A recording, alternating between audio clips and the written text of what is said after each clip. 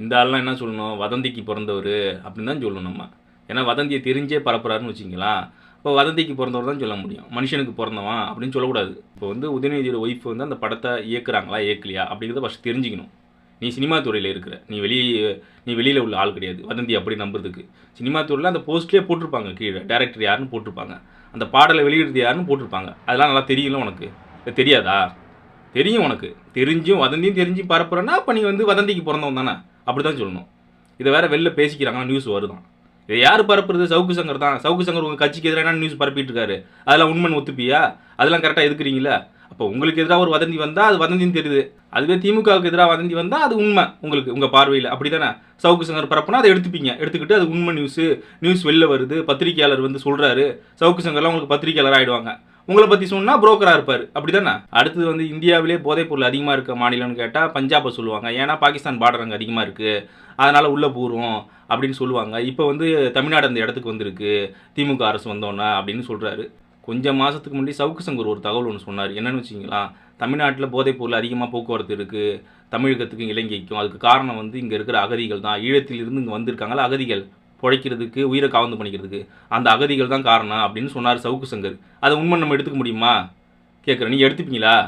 லாஜிக்காக அதை எடுத்துப்பீங்களா? அதை எடுத்துக்க முடியாதுல்ல, அது நியாயம் இல்லைன்னு தெரியுதுல்ல, அதுக்கு எந்த ஆதாரம் இல்லைன்னு தெரியுதுல்ல. அந்த மாதிரியான நியூஸை வந்து பரப்பாதீங்க நீங்களும். இப்போ இவங்களுக்கு சாதகமாக இல்லைன்னு வச்சுக்கலாம், அந்த நியூஸ் வந்து உண்மை கிடையாது பார்த்துங்க, பொய். ஓகேவா? அதுவே ஆப்போசிட்டில் உள்ளவங்களுக்கு பாதகமாக போயிட்டு நமக்கு நன்மையாக இருக்குன்னா அது வந்து உண்மை நியூஸு. சவுக்கு சங்கர் மாரி புரோக்கர்கள் ஏதாவது பேசினாலும் அதெல்லாம் ஆதாரமாக எடுத்து வந்துட்டு நாங்கள் பொதுவெளியில் பேசுவோம், அப்படி தானே. என்னன்னா அப்புறம் வந்து இந்தியாவோட போதைப்பொருள் தடை முகாமை இருக்குல்ல, அவங்களே சொல்கிறாங்களாம் திமுக அரசு வந்தோன்னா போதைப்பொருள் அதிகமாக இருக்குது தமிழ்நாட்டில் அப்படின்னு சொல்கிறாங்களாம். போதைப்பொருள் வந்து இந்த 3 வருஷமாக மட்டும் இல்லை, ஓகேங்களா, கடந்த 10 வருஷமாகவே இருக்குது. அது 15 வயசு பையன் கையில் கிடைக்கிற அளவுக்கு இருக்குது, புழக்கத்தில் இருக்குது. அது உண்மை தான், அதை மறுக்கிறதுக்கு இல்லை யாரும்.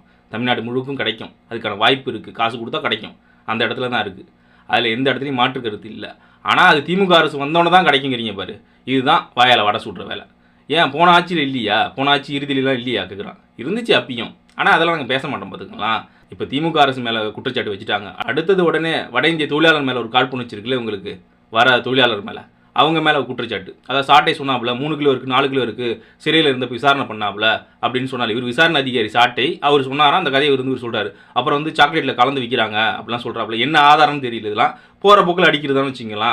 ஒன்று திமுக அரசுக்கு எதிராக வச்சுட்டீங்க, அடுத்து வட இந்திய தொழிலாளருக்கு எதிராக வைக்கிறீங்க. ரெண்டில் எது உண்மை? திமுக அரசு தான் இங்கே போதைப் பொருளை கொண்டு வந்துட்டுனா திமுக அரசு மேலே குற்றச்சாட்டு வைங்க, இங்கே தயாரிக்கிறாங்கன்னு குற்றச்சாட்டு வைங்க.